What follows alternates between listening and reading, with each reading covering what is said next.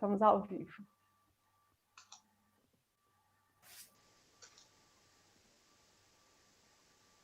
Vanessa, pode começar. Senhoras e senhores, Ladies and gentlemen, good afternoon. We are beginning at this moment the opening of the first Brazilian Conference of Clinical Evidence in COVID-19.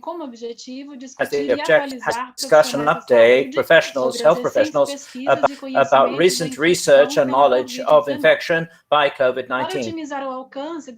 As the reach of each of the information, the event is organized at 3 moments, according to each public. The Congress of Clinical Evidence COVID-19 will be today until Thursday. The first symposium, academic symposium in COVID-19, and the first symposium, Myths and Truths about COVID-19, will be done on Friday, the 7th of May. Com a palavra, a reitora da Universidade Or Federal de Minas the Gerais, professora Sandra Regina Goulart Almeida for the opening of this event. Boa tarde a todos. Good afternoon to you all. Sandra speaking. Good afternoon to everybody, our foreign speakers. It's a pleasure for us to have you here. Com grande satisfação que eu declaro aberto. A pleasure that I declare this first Congress, Brazilian Congress,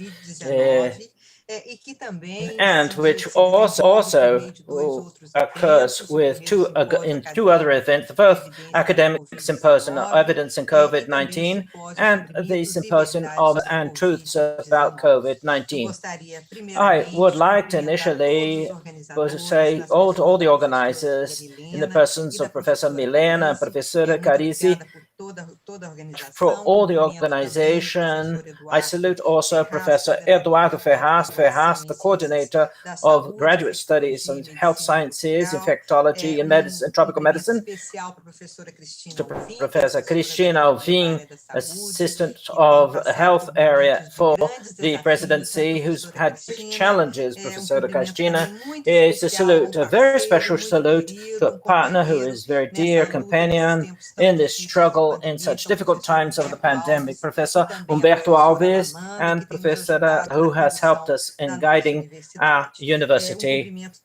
Special greetings to Daniel Ferreira, head of the office of our very important FAPEMIG, the foundation supporting research in the state, and also greetings to Olivia Lucena, representative of the Ministry of Health.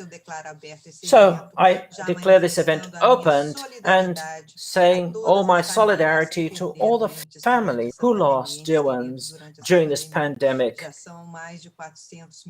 More than 400,000 dead, and that for us is reasons for us to be in grief, not only because the members of our community, but for all those who have suffered the effects of the pandemic of huge proportions, a sanitary pandemic, but also economic and social.